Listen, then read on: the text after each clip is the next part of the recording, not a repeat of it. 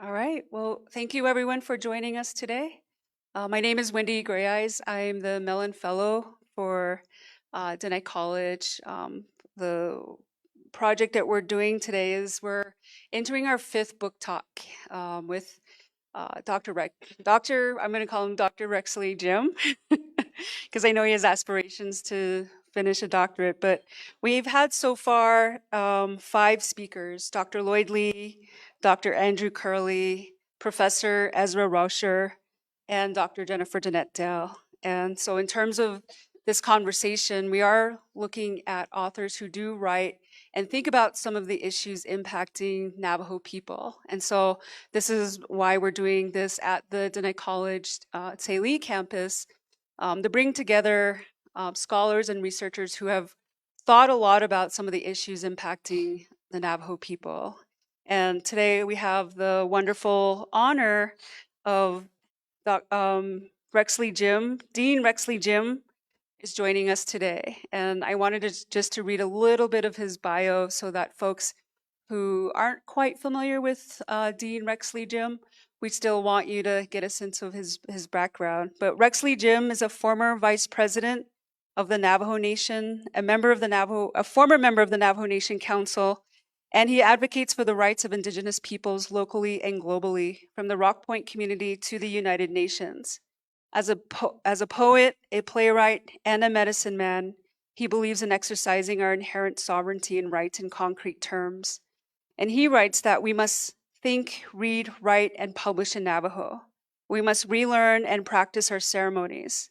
We as the people, individually and collectively, must demand of ourselves to put into concrete actions the rights we fight for. We must take charge of our own lives. Mr. Rexley Jim attended Rock Point Community School, the Newfound School in Asheville, North Carolina, and graduated from the Colorado Rocky Mountain School in Carbondale, Colorado. He also attended Princeton University, the Middlebury Breadloaf School of English, and its Oxford University campus in England. He's fluent and literate in Navajo, English, and Spanish.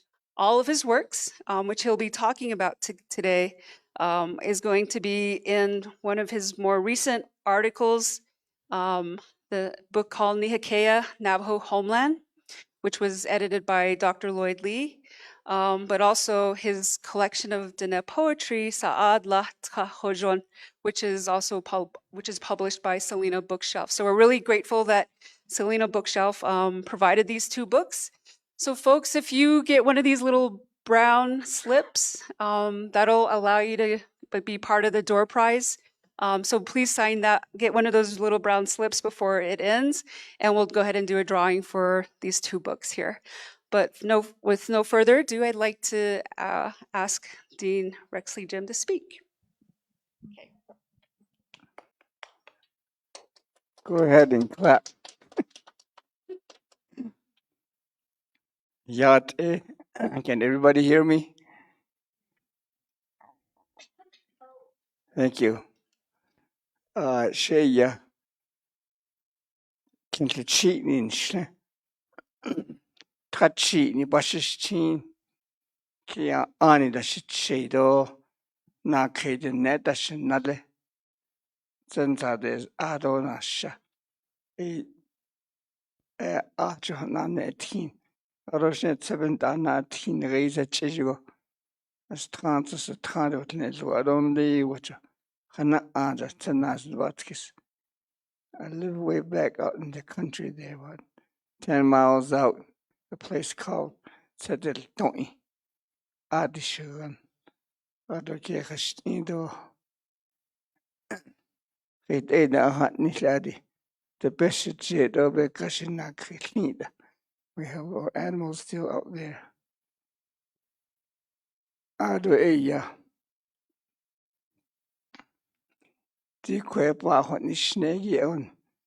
Focus on my writing. I'll be here speaking as an author, as a writer, as a poet and playwright and so on, and not the other stuff. So don't ask me any dean questions tonight, Dr. Lanchi. So in Navajo, they always say, I was taught to introduce myself this way. But if you actually listen to the phrase itself, a lot of the books that I write, it focuses on the phrase itself and what they mean. And that says,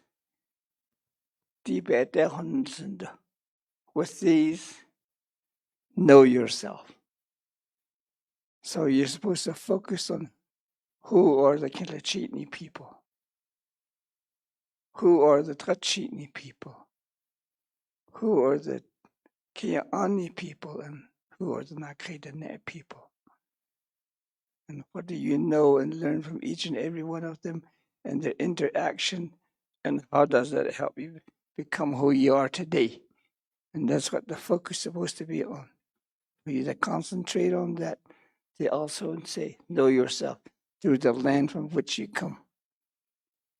And so you're supposed to focus on not only the name of the place you're from, but you're supposed to identify most of the plants living on that land, the songs and prayers and stories associated with them. How many of you can actually do that? So we all need to start practicing that. And that's what they mean by deep adherence and to know yourself through these.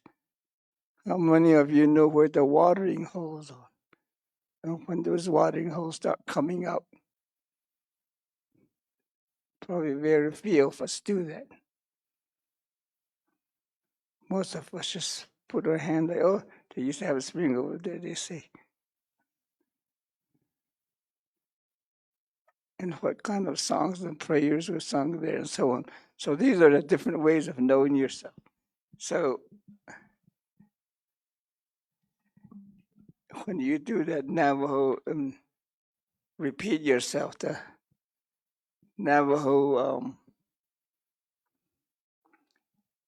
clans, the places you're from, the family you're from, they're supposed to inform you and remind you every single day that you speak from the teachings and of a group of people. You just not run out there and babble your mouth. And you have to focus on and concentrate on these. And so, having said that, I'd like to say a few words on this new book called Nihikéh in Navajo homeland.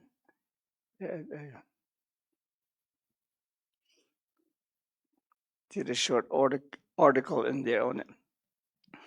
And this is a quick introduction to Navajo ideas of the ways to think about land. In Navajo, when you talk about Nihikéh, when you say Nihi, or it focuses your responsibility to whatever comes afterwards. In this case, our responsibility to the land, or stewardship to the land. It focuses us on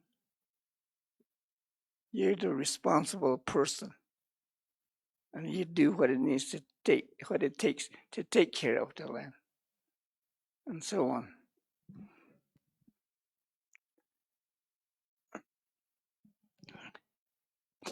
So when I was first learning about these issues, I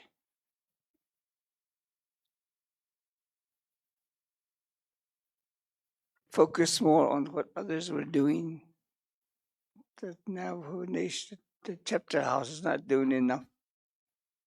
The tribal government is not doing enough. The schools are not doing enough. It became all negative, mostly until the day I realized, no, Rex, that phrase Nihikéh means our responsibility. So I start giving out paper sacks or plastic bags to the kids when they go walking. I say, if you see trash out there, pick them up and bring them in. If you see rusted can, pick them up and bring them in. Although my sisters disagree with that portion. They said, oh, that holds on to the land. I said, no, if it's rotting, we don't need it out there. So with that, and we think about that. And so the kids now go out and from where we live to, it's about 3 miles out to, I asked them to also pick out trash almost every other week or so. It's amazing how many beer cans, how many bottles of wine you collected. I said, we're the only ones who live like you. You don't realize that so many people travel on these roads. And so when we begin to say our land, you begin to say, what does it mean? And in Navajo, you say, Keya. And the main phrase here is Ke, right? Your shoes, your feet. Ya means Biyagi. So it's talking about the space below our feet. So no matter where you go, whether in New York City, whether you're in Tokyo, whether you're in Beijing, someplace else, wherever your feet touches the ground, that's your responsibility. And that's when we talk about Nihikéh, that also focuses on that. So when you look at Nihikéh, it really makes you think about these issues and how it works. So more or less, that's what this writing is about, taking that personal responsibility, taking responsibility as a family, taking responsibility as a clan, as a camp, and what we need to be focusing on.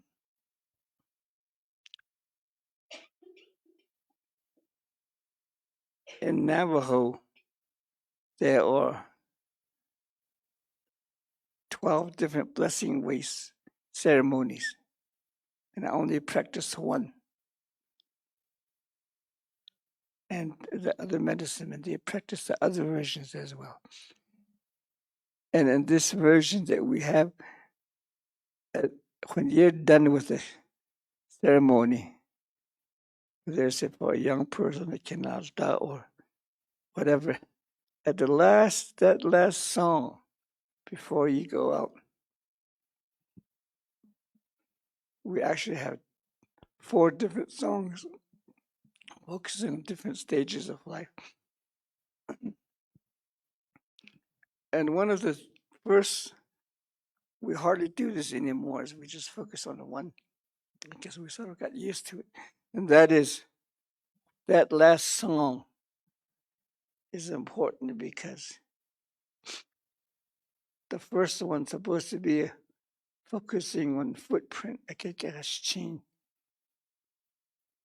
all the singing and the blessings all night long. Then you create this path for you. And that song goes something like that. Nanga e anga ke yo ke ya hwajon de na she ke yo na ke ya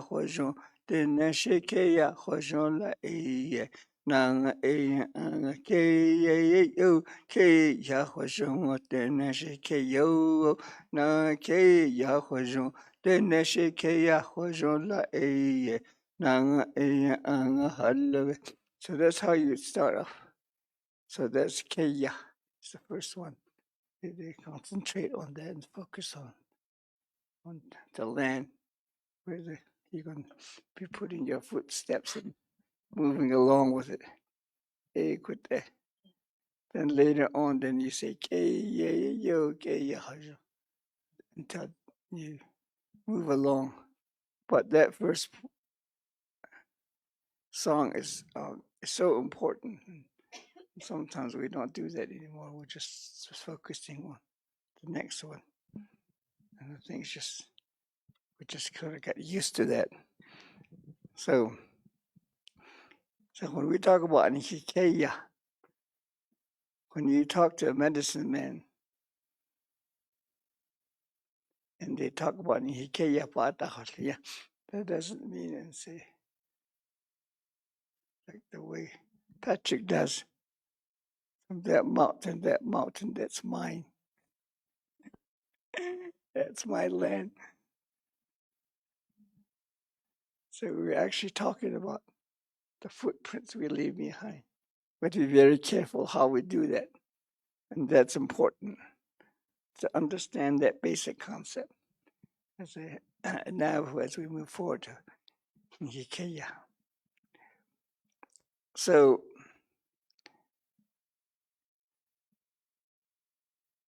my grandfather had many names, and one of his names was cattle herder.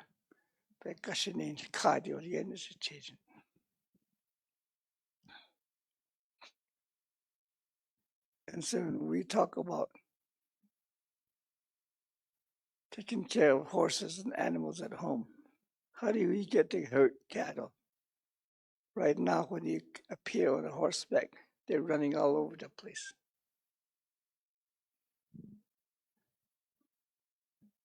And this young man over here would tell them that you have to put them in a small corral first, as they just growing up. Then you walk among them, pat them, and then you make it bigger. And so by the time they're fully grown, they no longer run. They know you and understand you. So my grandfather used to get up early in the morning. Makes you wonder, what's he wondering on out there again? There he goes again. And what he would do is he would be out there walking, observing the land. Oh, this is the type of plant that's grown over here now. Maybe give it rest and let it grow for a few more days and maybe another week. And then he would take the cattle over there and they would eat from those plants for a few days or maybe even sometimes a few hours. Then he would take the cattle, the horses, the animals at different places. So he would do this every single day. And I think about that sometimes when we talk about range management on Navajo. And I think, how many of us are willing to do that? To walk the land, to ride the land, to focus on what's grown and what's good for us, for the animals and what isn't. And who has the time to, there's enough, you've ate enough of that now. Now, time for you to move on. But right now, we just let our animals wander all over the place. And they end up being killed. They end up being run over, or they destroy other people's shade houses. I don't want to mention this, but they end up on the highway and so on. But how do you take care of it? How do you do this in a way where we help and support one another? And I think it's hard because I tell the kids, saying, if you want horses, animals, you got to do this. You got to learn how to do that. And you got to learn how to bring in the cattle and the horses, everything, almost every day. And then to feed them, water them. That's what it means to be a rancher, to be out there with the animals, to actually care for them. And that's important, that kind of a relationship with the animals. So when the people talk about Nihikéh and say, know yourself through these, they're also talking about that kind of concrete examples of teachings of how to do things. It's not just, oh, I want 30 pets of cattle, 100, and then just let them run around out there. It was that focused and concentrated. So I think about that too often and say, what would land management, the real land management, look like on Navajo if we really look at this and concentrate on this? And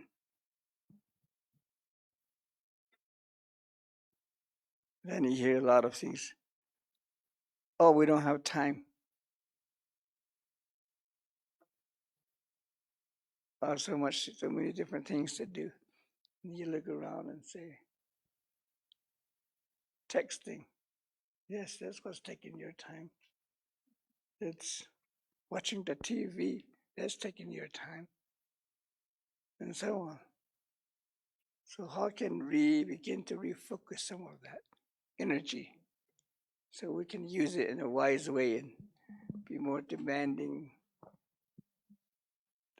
to our family members of how they take care of the land? I think in order to save the land,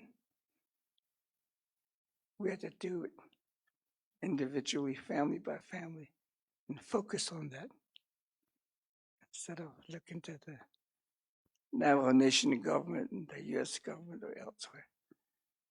And that's important. So when you talk about Kaya, I just talked about earlier about the songs. So you have that spiritual connection as well, to be spiritually responsible for it. And all of that. And some of the stories I tell in this book here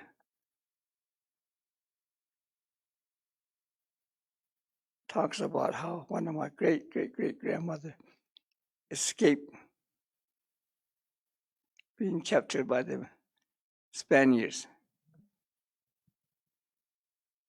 He was captured. Everybody knew she was captured because she was loud and noisy and making all kinds of wry remarks. Hey, this is great. We don't eat this well back home. We're all in one place, and on and on. And he would fix the beddings for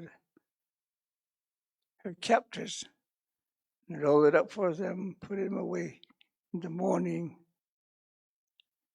and cook for them. In the evening, he would take a blanket, take it to the nearest grassy places, bring them to collect grass, bring it in for the animals, and so on. The next day, he would say, you can ride horses without exercising them. Let's warm them up for you. She would do that every single day. And they traveled for some bit, and everybody was like, wow, this is a great lady. And so I think I'll take her back from him. My boss says, no, she is already married. I'll take her myself. And anyway, so they had that kind of conversations and so on. But he was having conversation with them, having a wonderful time. Of course, that means she spoke Spanish fluently. You can't tease them that kind of jokes unless you speak the language at a certain level. So when I tell this story, I tell students, our ancestor was multilingual. You need to learn how to speak several languages. But anyway, having put that remark aside, and they were traveling by Chimney Valley store. And to the west is these red bluffs that goes up like this. There's these giant steps. It's hard to get up there, even on foot. You almost have to crawl.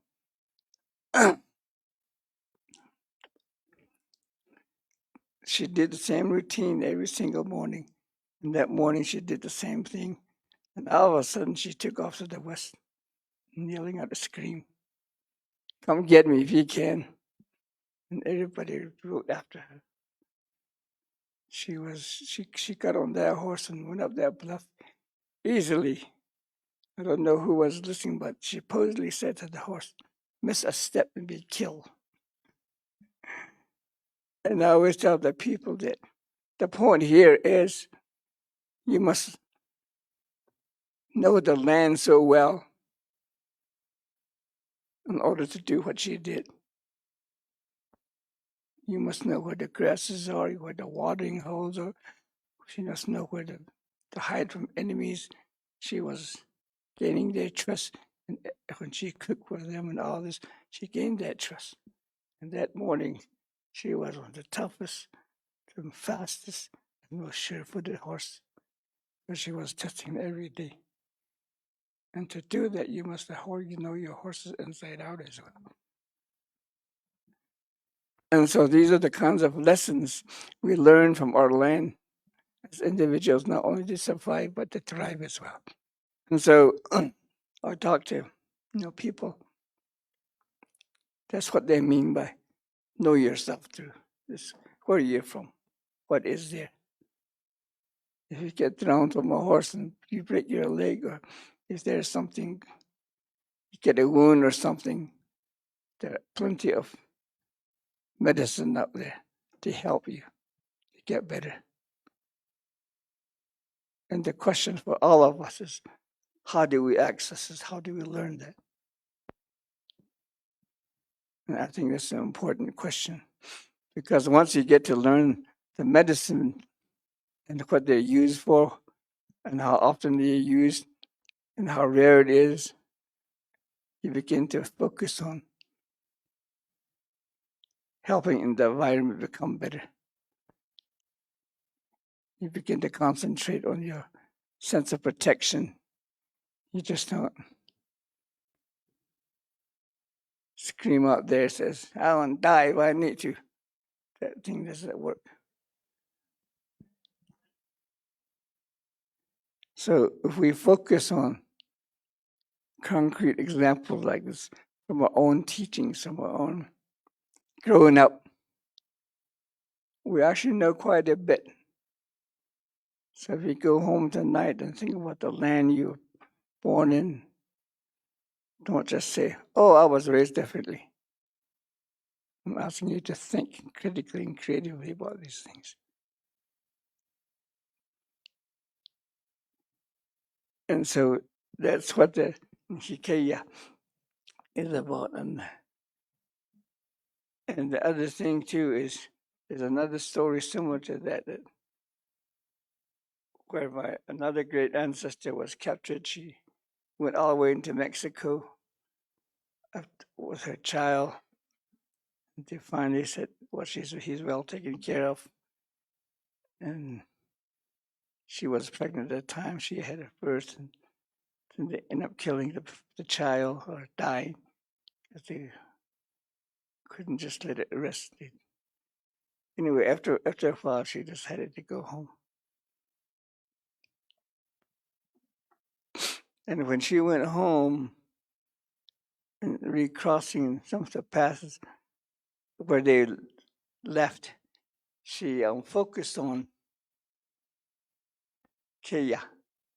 He said, although all my relatives may be gone, although etc., they may be gone and taken by enemies, but along from my land, Kéyah, for destiny, Kéyah for Nashni. I'm going to head home to my land.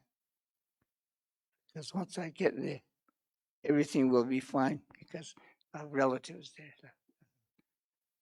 The relations. And when we talk about it, it's not only about human relations, but medicinal relations, spiritual relations, relationships to places on land. And that's what they were focusing on. And so during the time of COVID-19, I used to read that, what do you call it, on Facebook? And people would talk about, oh, grandma's out there, poor lonely grandma, oh, this and that, and so on.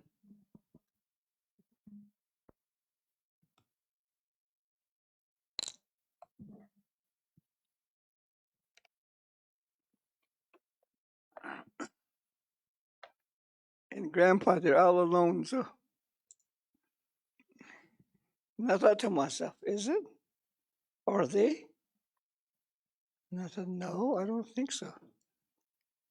Because if those grandparents out there that I visited say, oh, Dr. Hasata, yeah, I have enough food and I have enough food and I'm fine. But I don't know what those people are doing out there.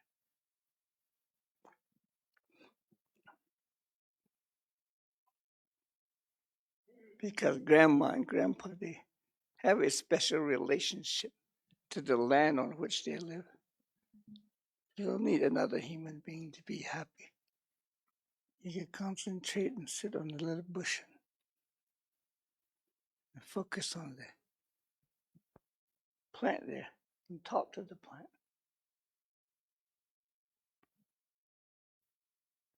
And how to have the intimate relationship, the intimate talk with the environment, I think is so important.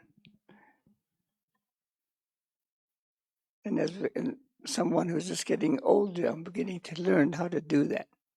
Sometimes I walk out there in the land. Sometimes I would sit in the valley or on top of a hill, and I just sit down and soak in the sun and talk to the sun rays, the animals, the different things running around. And if you're walking by and hear me, says, "This guy's going mad." Maybe I am, but it really helps you focus on it. And sometimes when you talk to the different plants, you begin to say, "This is what you use for. I know that. This is how else it could be used. How else can I use you?" So you begin to have that conversation. As the Navajos, they would say, the more of concentrated conversation like that you have, you learn a little bit more from the environment and so on. So the more I do that, it's like, this is really interesting. Because you tend to sit, knowledge just comes to you and begin to talk about these issues as well.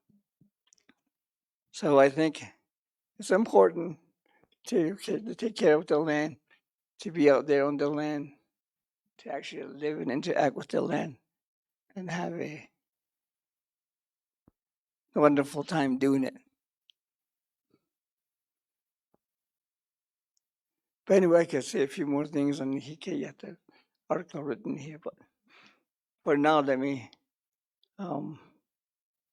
pause for a while for questions.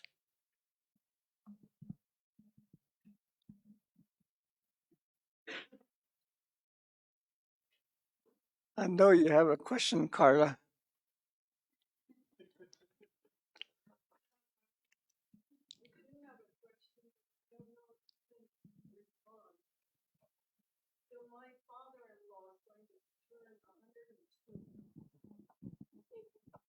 My father-in-law is going to turn 102 next month.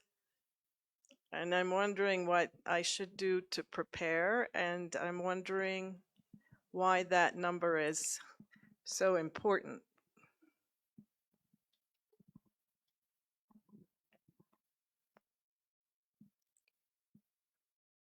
It's the end of February, so I can't answer. No, it has to do with 102 yucca stems and the stories associated with it. It covers all of that, what you're talking about, why that number is important. I focused on interviewing elders in their 80s. When I was in the 90s. And my question has always been, what does it take to live beyond 80 years old?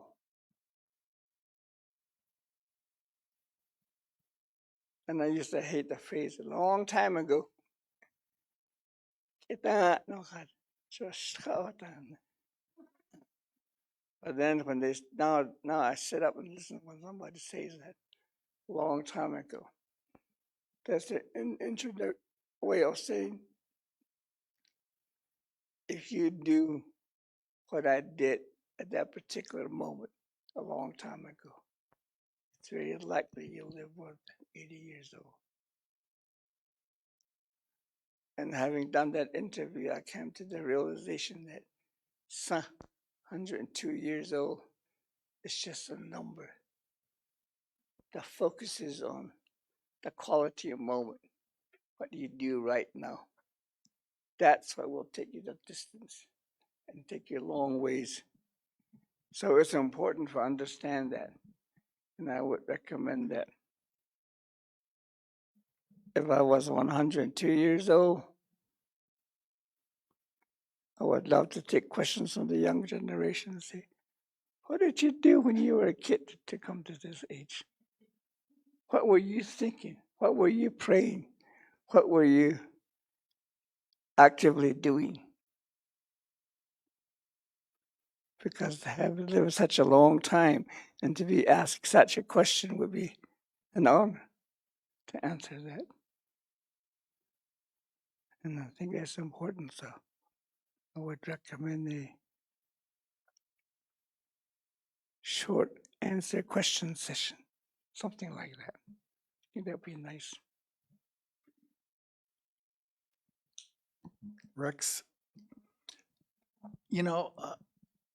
first of all, thank you for coming tonight and sharing with all of us. Half of our Navajo people live off the reservation, right? And a lot of our young people, and we've talked about this with, our grandkids and, living off. How can they, either the parents or the children, how can they living in some other place, we'll say, Minneapolis, if you will, how can they still try to have a connection with their home here, their land here? What are some ways that maybe they could, create some connection? Because so many more of our people are living off the reservation, being born off the reservation, and home being so important. I wonder if you could give some advice for those people. I think it's important to understand the basic concept of what I'm talking about. Once you understand that basic concept of home being connected, you can refocus it elsewhere. If you focus on, let's say, how do you use the local remedies, medicine, to heal myself, and you study it, but if once you start learning how to do that, you start also focusing on the plants that surround you wherever you are, whichever city you are. So you have that connection and that concentration. And the point here is know your environment to heal yourself. Know your environment to become better. Know your environment, etc. And that's important, that concept. Because that concept, once you learn the basics of it, you can take it almost anywhere. Just learning a skill. Once you focus on the skill and you concentrate on it, then you can apply it almost anywhere. And I think if we have that approach, that's one example. The other example is that I'm beginning to focus on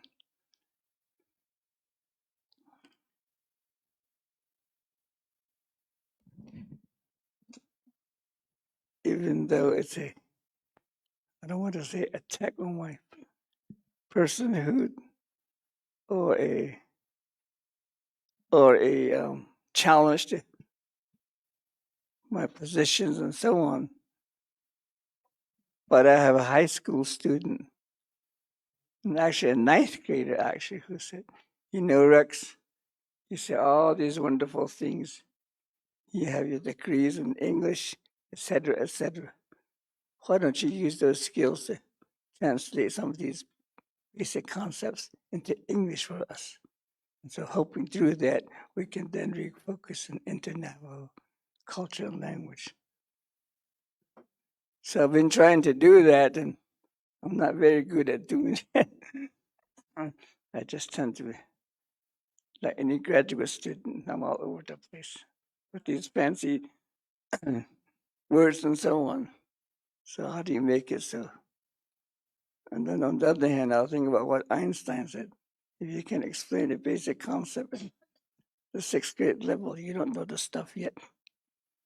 So I'm beginning to focus more on my writing in English, even though I say we need to write it now. But I'm beginning to write more in English because of what the young people are saying, what they're doing. And I think it's important to make that, to go back and forth like that. Otherwise, it becomes just a concentrated,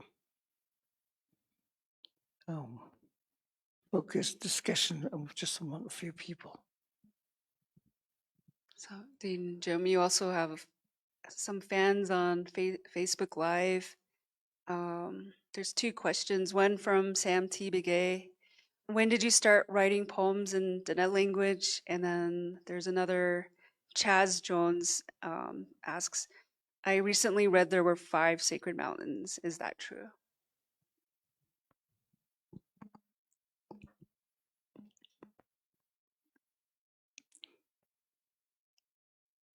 It's hard to say when I started writing poetry because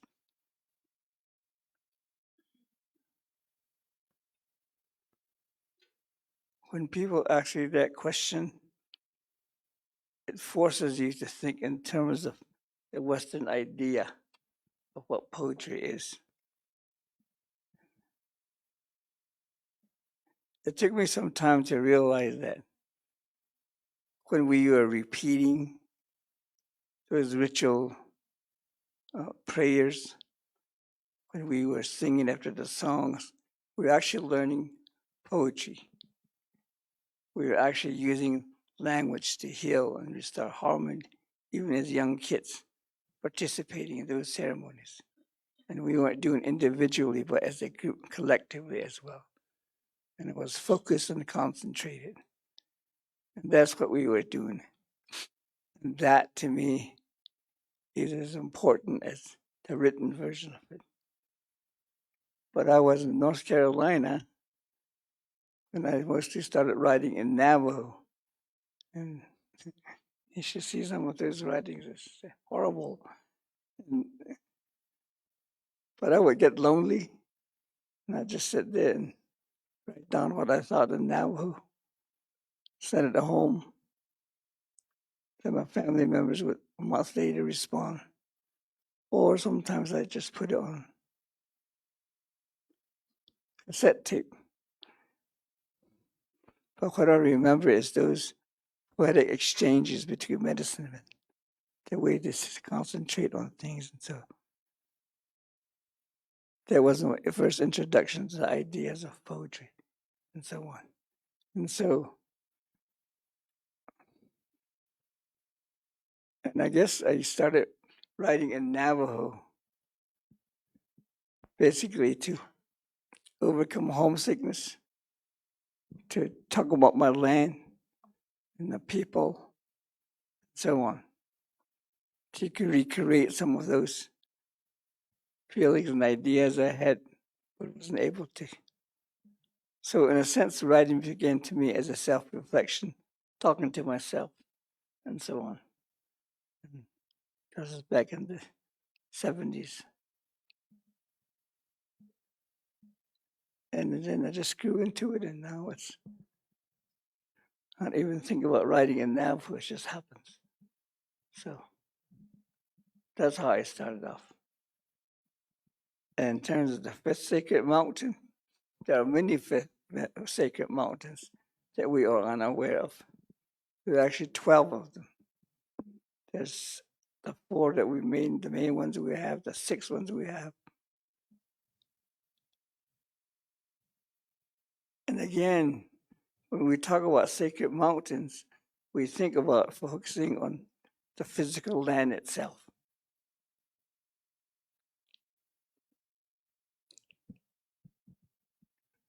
And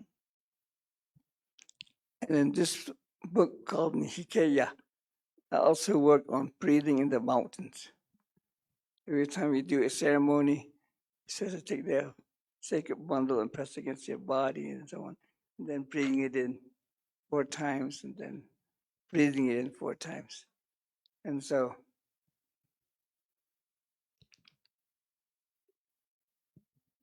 all these different actions of different forms of sacred mountains and sacred ways of doing it, taking care of the mountains. And so that's important.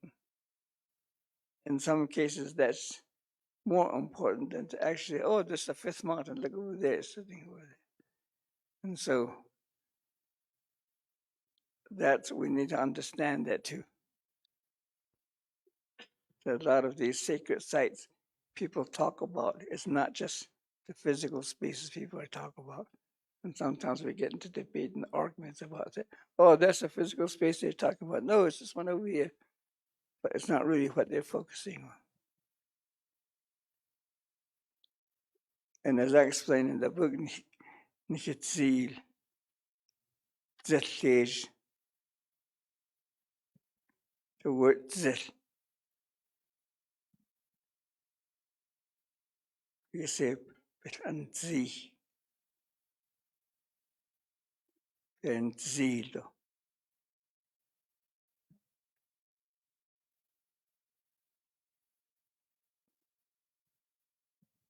Benan Zildo. Betzilnus Adole. Behos Zilenas Adole. Besitin Zindo.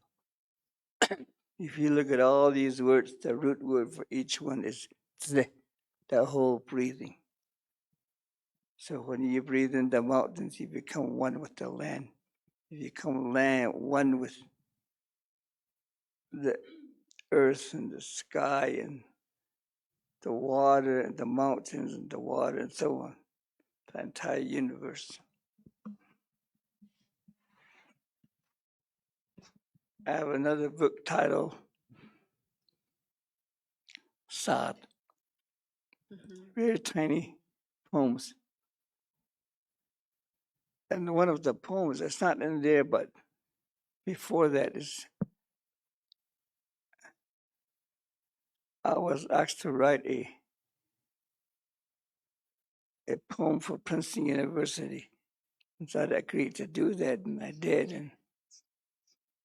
And the whole idea was,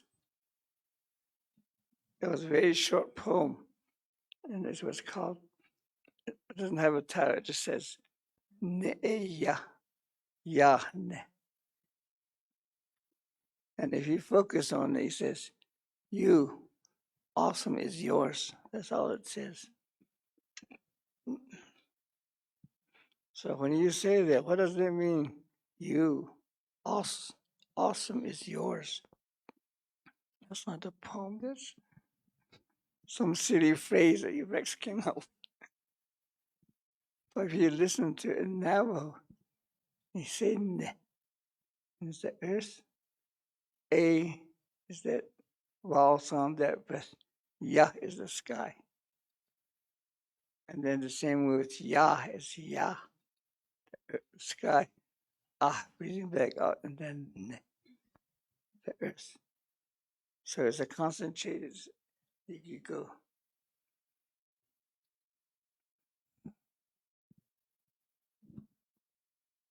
And the theme was with one accord. And the thing is, you take it with one breath right before dawn, and you do that. And then you're in control of your day. But how many of us actually do that these days? Even I don't do that. Sometimes I get lazy and have a hard time getting up. But so those is when you focus on that, yeah, it goes back to the Navajo's beginning of songs. So if you look at each and one of those things, it's all in there. And so a lot of these short poems that is focused and concentrated like that. And I remember one time I was asked to do a workshop on creative thinking here at the college back in the 90s, and we read one of those small poems. I forget who was in there. A.B. was there, Don Deal was there, Jack Jackson was there, a whole bunch of elders. It's amazing that 3-line poem, they spent about 5 hours discussing. That's the only regret I ever have, is why I didn't even record that. That would have been nice for our young people to know, that see our elders, they can take a poem apart, put it back together in different forms and different ways. And so,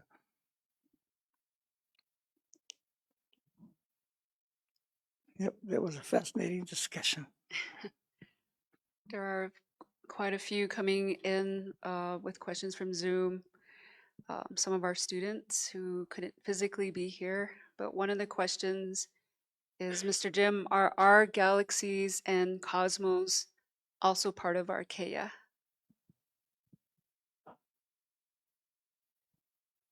Yeah. But like I said, if we just focus on the physical parts of things, then we're limiting ourselves. If we broaden that and say, Nihikéh includes wherever your imagination takes you and allow your foot to set down, that's part of your Kaya. If it's the galaxy or something up there, then let it be so. I think a lot of the time we just tend to say, no, this is it. This is our focus on this. And we tend to not. When we do that, we sort of contradict ourselves and we say, don't ever expanding, the whole idea. And if we just focus on say, oh, we only mean by the physical aspect, then that's it. But I think we need to go beyond that. They're really coming in on Facebook, but we have Roberta Yazi. She's asking on Zoom, is it good to know several languages? And how many languages can you speak and write?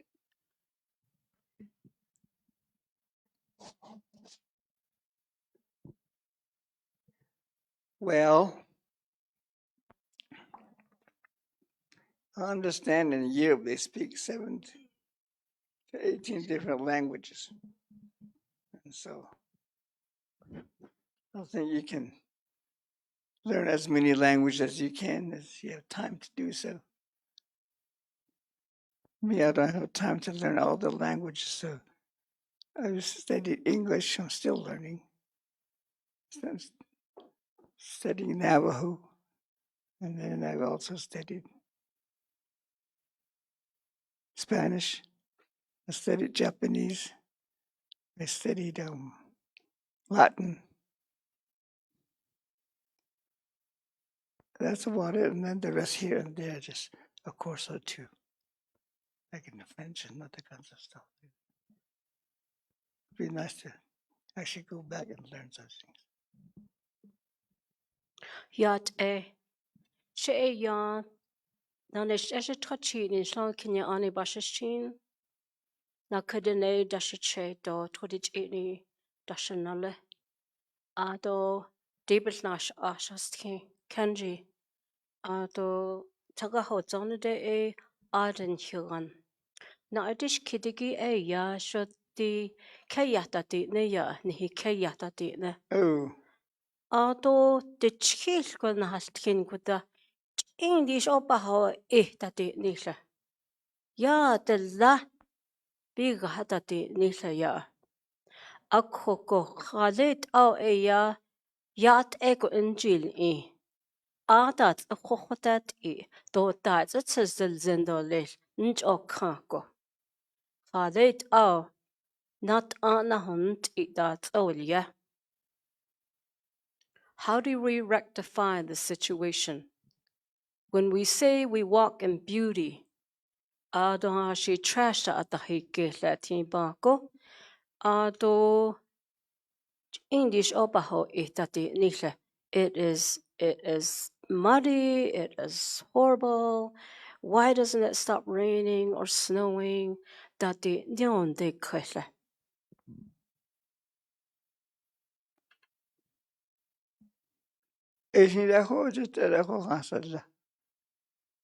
it's up to the individual.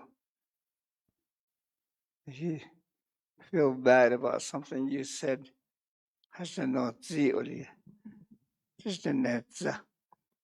With their rituals, their prayers, their songs. You can do that and focus on that and use it to correct yourself. Or you could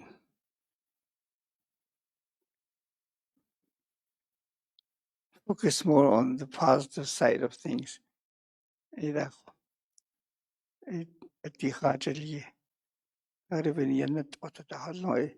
you believe in smoke, you can just wrap up one tobacco and smoke and focus on that and get rid of the bad stuff and so on. And that in itself takes time because it's not an easy thing to say, oh, I just cuss out the environment. And sometimes we forget that they all come back and have an impact on us. So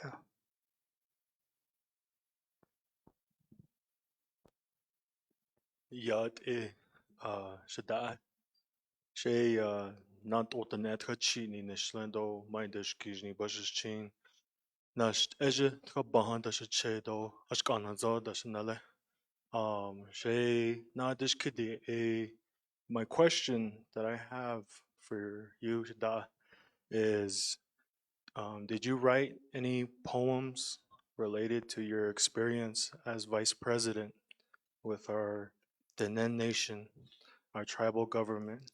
Your experience with how you went about that. When I think about poems, I think about positive experiences. I think about the whole range that we have. So that's my question.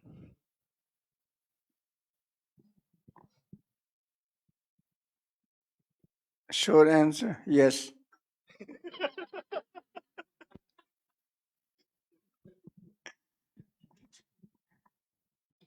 You just can't skip an entire chapter in your life and not write about it. I have so many poems and stuff on that different experience.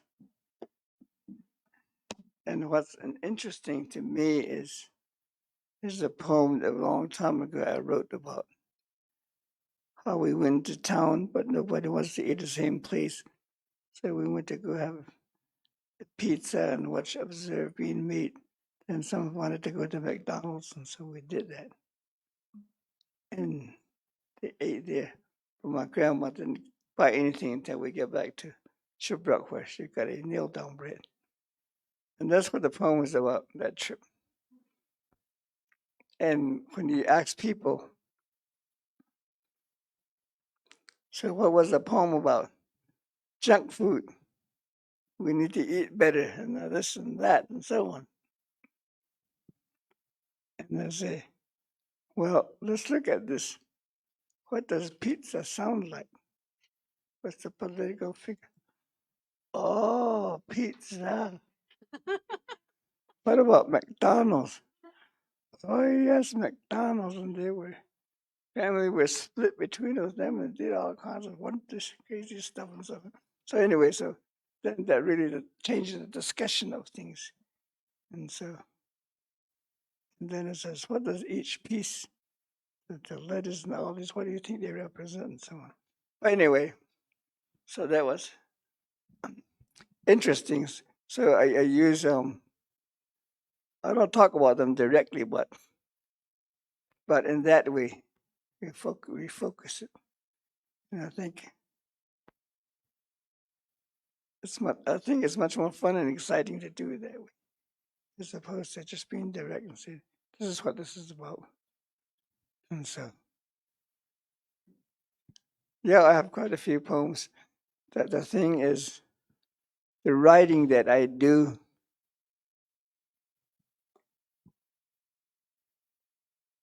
is what you would consider a lonely job. It's a very lonely thing. Wendy is lucky she's writing in English. She has others to look at her work, critique, comment, and so on. But there's nobody out there to look at mine and says, Rex, you need to revise this or redo this.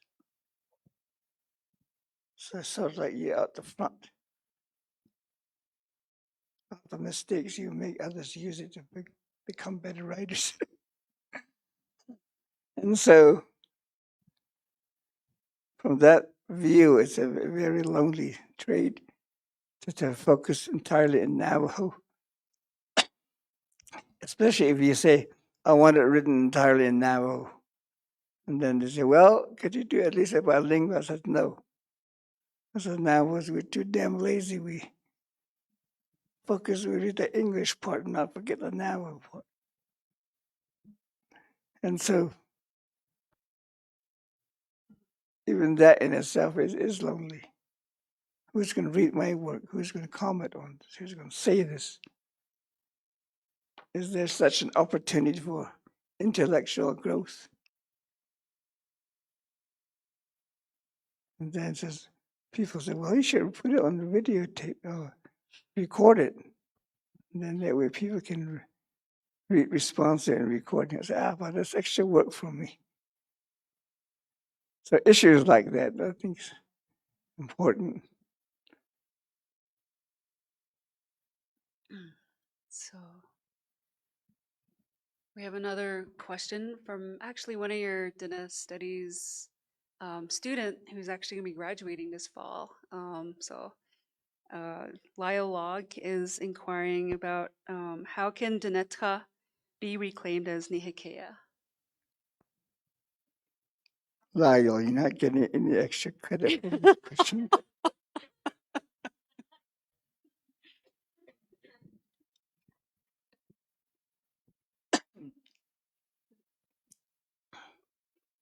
I think that will take a lot of work because, first of all, a lot of the Nits'a we're talking about they're considered historical sites. They're considered sacred sites by many tribes and different groups. And they're protected by the environment, they're protected by, and at the same time, there's oil and other kinds of stuff beneath it. So people are always fighting for it. And just to go in there, even if you have a lot of political power and money, I think it will be very hard to reestablish that ownership and say, this is ours. But I think in the long run, it's worth the fight. It's to start claiming it, to start working on chipping away what laws need to be changed, what policies need to be changed. And it takes a lot of politics to put certain competitions or politicians in place. And keeping your fingers crossed that once that person is in power, they won't change over to the other side. So it's going to require quite a bit, but I think could be done.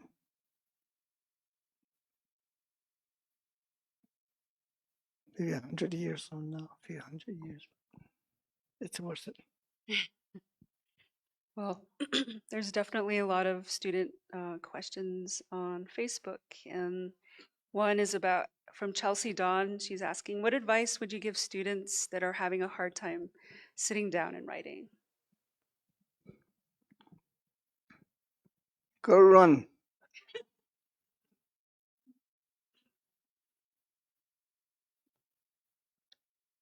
Sing at dawn.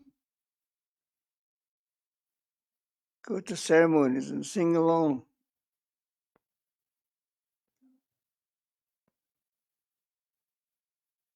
Pray.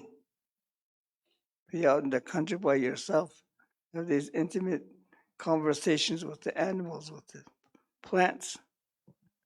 Stop being afraid to talk to yourself or talk to being heard. Because I think that's very hard to do. To actually just sit there and talk to plants. And then start focusing, same with animals. Talking to animals, to your dogs, to your cats.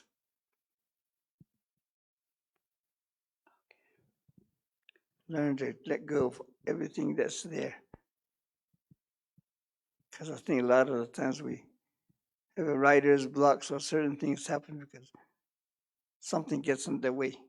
We don't want to talk about issues and so on. So we just stop and then that's it. Go walking, go talk to yourself.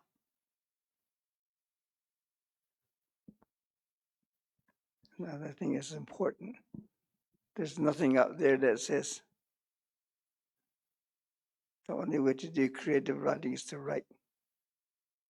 good dancing, learn some acting moves and so on, and scream and yell. And there's so many different ways you can overcome that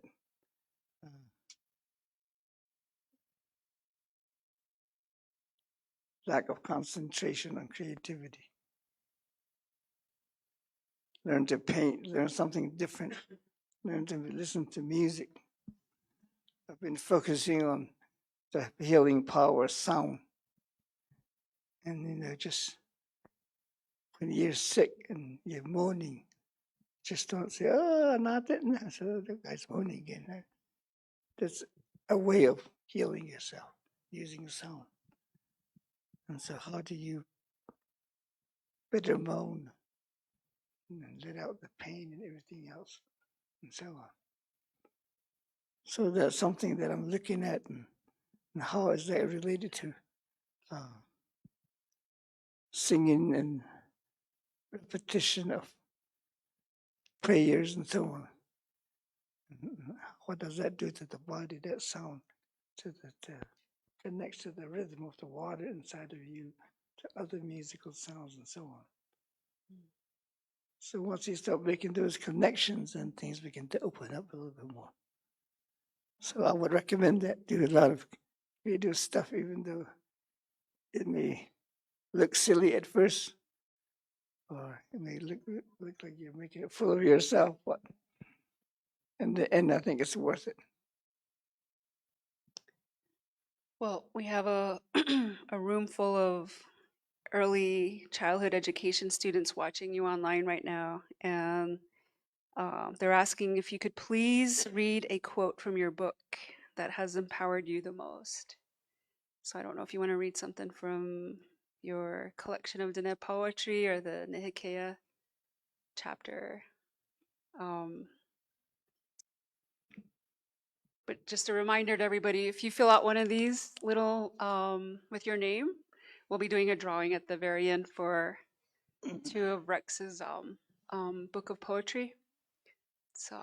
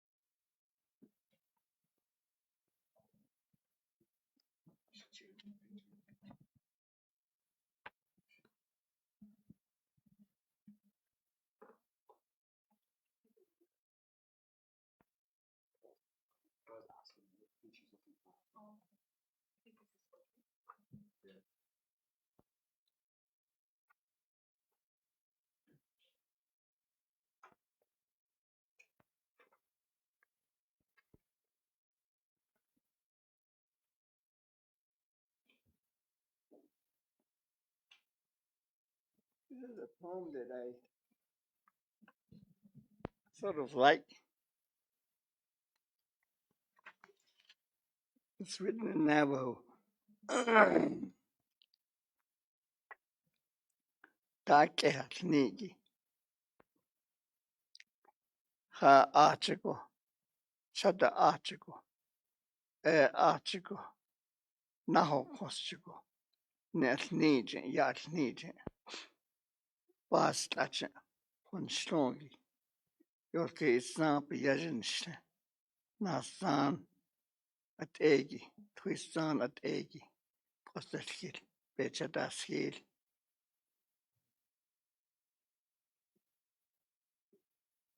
Tragilt ego. Dake. Atniki. Asking san lekish. Yenahakotko pikijikri. Keshadat, hodoni. Joshest, askinigi. Tahotat ligo. Asking sanad. Jogo bachaki. Tani na. Tragi tronako. Koila bala. Nslaji. Belakana. Tenehi chenkazigo. bezad, belakan asan, iltane, bewe, bedestonko, ikehadoni. Joshashtin, akundi, nedo, shetato sanzida, nje nama sanin she, eshitato naza. Tedel ploy, atlo deshe, isha, other habach, naqueshneta. Nate at the Atari Honlo. Tocha stado nin yada. Hodoni. Shahnik in a galdo, daikeko. This iguan. Sheko daikeko. Na naoshish. The dark coconut not but tratent the nehli. Tigat legini bichel close. Daje et otlesgo. Sin yel, ishashko. And otlopik yasdi dingo. Tot Lisbisa Anigi ya Napoyango. Si ikina yan an je con istena ni asi sane trope ciego anilgal. Tuat egi na san at egi an ani bi netis yakashpati bi net wasoltin. Charlie bi je bi kelet kato hachirkishko. Askin sanele tak ekotkiel ba. De wajishin. Onanes ago hiyado chaha osata. Netoya ahihen lagi kostelhil. De chataskele. De chetnikelto. Chototligo sata.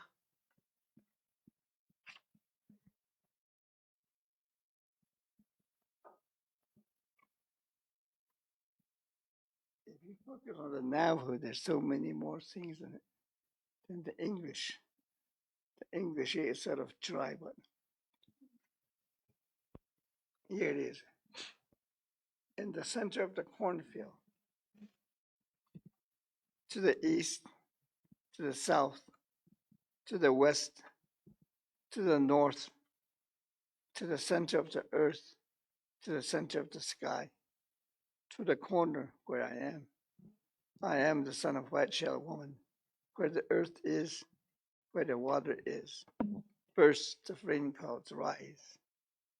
Suddenly 3 persons come upon an old man holding with a digging stick in the center of the white cornfield. Quickly he asks, "Who are you?" Promptly one of the 3 persons answers, "I am me. Who else?" The old man slowly but surely lifts his straw hat, wipes the sweat off his forehead on the back of his left hand, and he looks at a young Vilagana man with his Vilagana wife behind him, swollen with child. The old man's answer comes bursting forth through the bulging stomach, and the woman feels with each kick the stretching of her pain. You say you are you, but I say you are not here yet. Although you stand before me, I only see your father, your mother, your grandmother, your grandfather. The son catches the Navajo grin in action. See that stomach? The old man teases. That what is mine.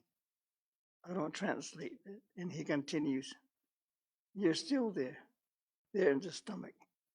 I won't see you for a long time. He looks up at the sun, and then his eyes scan his white cornfield. I'm there dancing in the breeze, and out of the dancing stalk rides a young Navajo man riding a buckskin, wrangler jeans, polishing an already hard-worn saddle, a silver buckle flashing in the sun, with his oval turquoise imitating the sky. He strides off the horse and says, "I brought lunch for you, my father." And the old man bellows with joy and delves into his food. Where the earth is, where the water is, the voice of the corn beetle is heard singing at the edge of the sky, striking moves flash around her feet at the edge of the universe, and huge clapping clouds rise on the horizon and move towards an old Navajo man sitting under the shade of a scanty greasewood bush beside his white cornfield.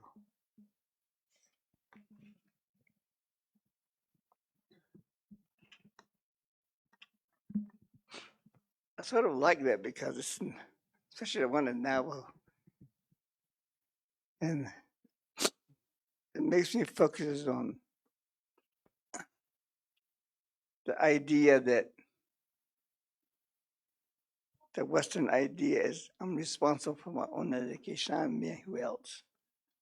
Whereas the medicine man was, nope. All I see is your daddy and your mom is standing before me. It's their teachings, it's their ways of doing things. That's there. And you haven't come yet because children are not born yet. And I always focus on that, you know. One time I was at a conversation with Johnson Denson. And then he said, I don't know what's wrong with you, younger generation. You're like this and like that. And that. He went on and on. And I said, Johnson, listen. And I read this to him. I said, see, it's your responsibility that I came out the way I am. It's your generation that produced me. So I would focus on me. But anyway, that's the whole idea of responsibility again. I think is important. So I don't know how you're doing. If you're ready for more questions, it's about 6:30 right now, and we have a few more. Are you? that's fine, yeah. You're ready to handle more? Okay. Mm-hmm. So this one comes from Nihikéh. She asks and states really more of a comment. Our ancestors were intelligent and resilient in regards to the story of their grandmothers. I guess it's just really a comment. I don't know if you want to comment on her comment, but there's a question from a student, Deshane Betoni. What are some ways or tips to incorporate Navajo philosophy in our everyday life for someone who is not familiar with the teachings?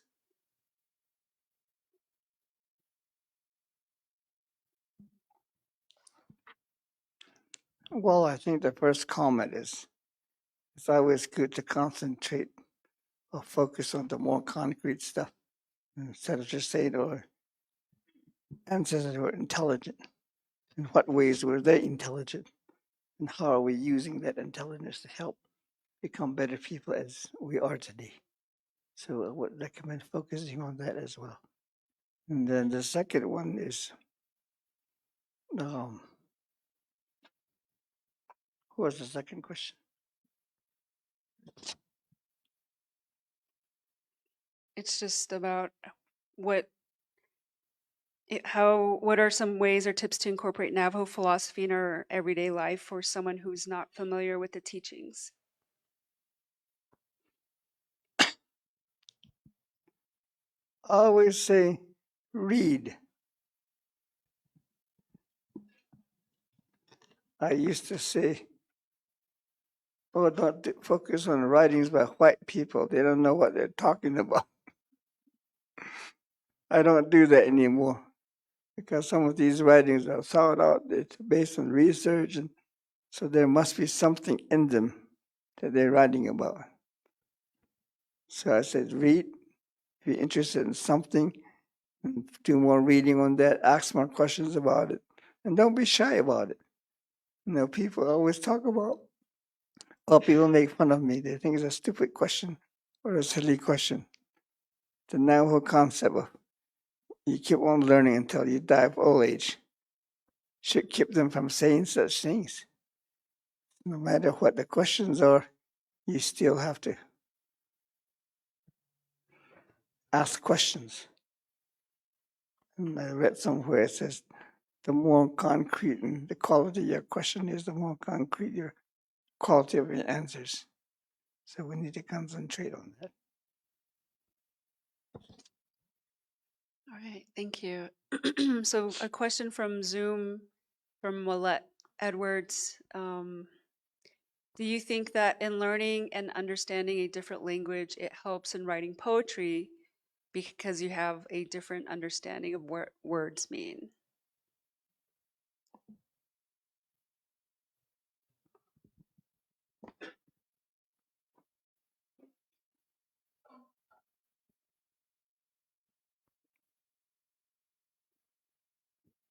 When I was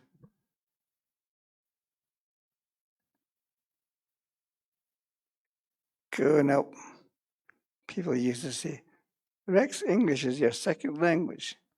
Now is your first English, your second Spanish, your third, etc., etc. The more you learn, the more you think about it. It's becoming just there. It's not one is not superior to the other. You just speak what is comfortable to you.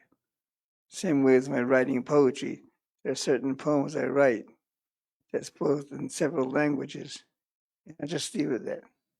I no longer have to worry about translations or anything. And I say, well, that's the way it's written. If you like it, that's fine. If you don't like it, that's your problem, not mine.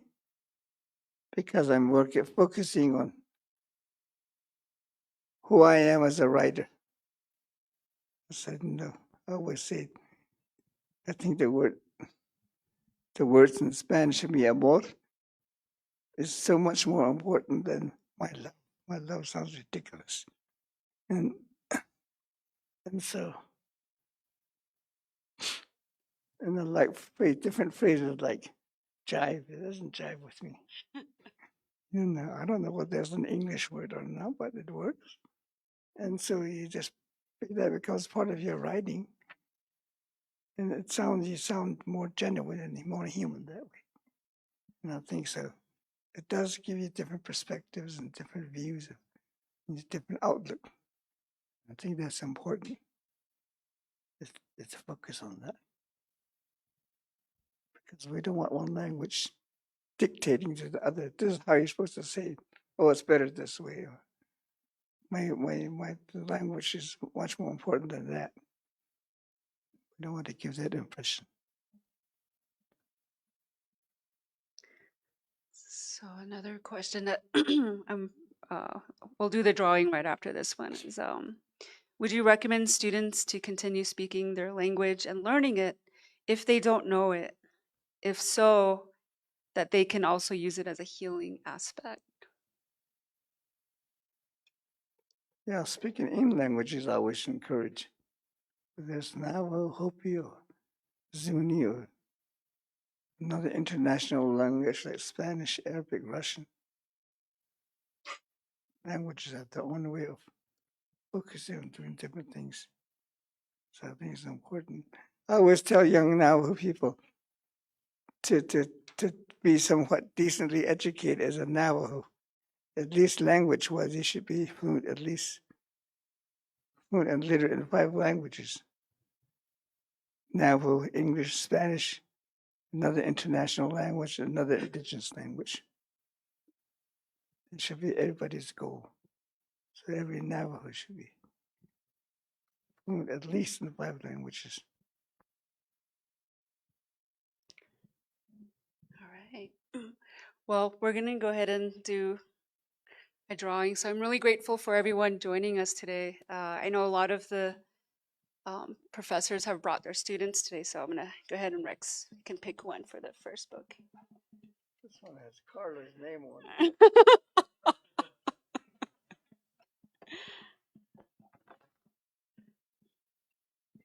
This book goes to Shanika Gray. Is Shanika here? Yay! All right. Here you go. Do you want to get a photo with? Yeah.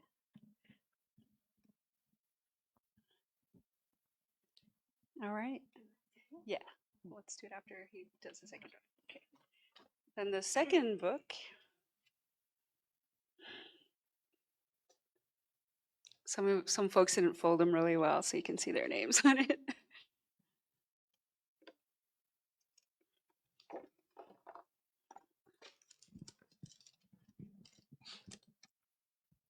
Oh, Irvin Morris. He won a book last time too. Is he here? Irvin? Man, good luck. Here you go, Irvin. Get a photo.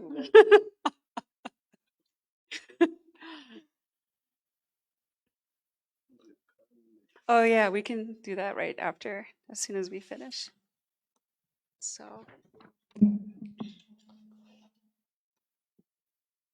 I guess we'll go ahead and have people sign, but in the meantime, we're just really grateful to Dean Rex Lee Jim for joining us today. And I know it's a real privilege and opportunity to have one of our distinguished professors and deans here at Dine College join us and talk about his own works. Quite a few of his works are Googleable on online, so you can do that or go on Amazon. And he does have like a Amazon webpage.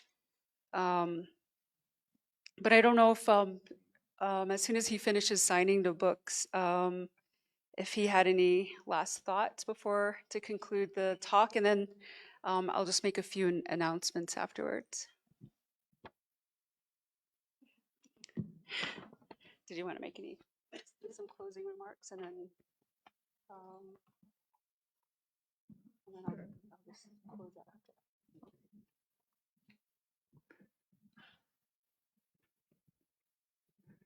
Thank you. I've never really had a book talk before. So this is the first time. Normally I would be asked to come and do reading. So I would just stand up here and read and different parts of the books and so on. And which I think is nice. But I sort of prefer this because it focuses you to think and talk about issues and what you're learning from your writing. And that was important to me. And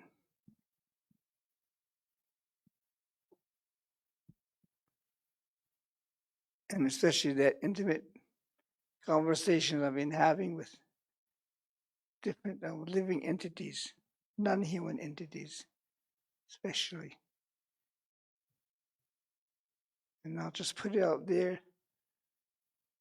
I've been in and out of the hospital for the last 3 weeks because of a kidney failure. And focusing on that and during that process, do all kinds of things for you. But one of the things that we're doing with them now is that ritual language, talking to, having conversations, intimate conversations with different entities, even like late at night when you're by yourself and everybody's asleep, you're sort of mumbling away and so on. It really helps you focus on the spiritual side of things. And I think it's important sometimes when we use language, how do we use language? First and foremost, to self-heal. When we focus on things just like Shema and Nihikéh, we're just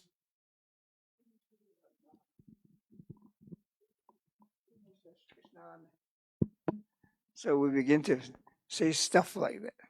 And we don't realize those sounds and those harsh words. They begin to concentrate and focus on the negative stuff in our lives. So how do we identify that and address those? And then let go. And focus on the much more positive side and the wonderful stuff. And so I think the use of language is important. The sound of language is important. And we need to focus on that.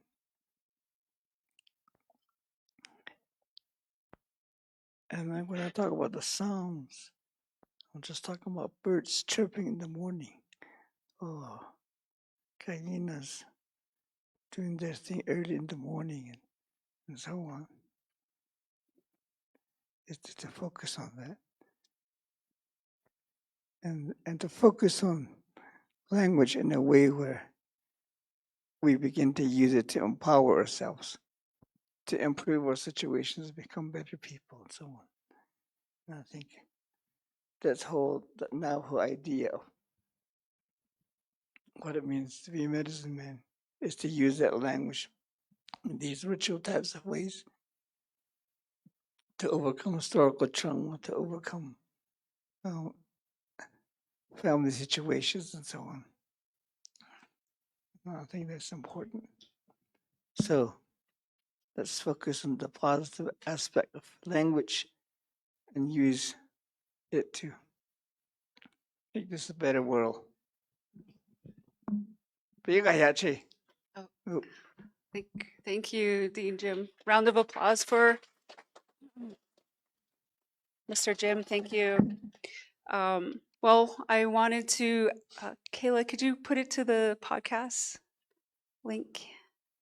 So organizing this event really does take a lot of different individuals. And I especially want to say thank you to Dine College, the Mellon Foundation, but also to Dean Carlo Britton for guiding this effort in terms of bringing on a Mellon Fellow, and also Kayla Jackson, our Mellon coordinator.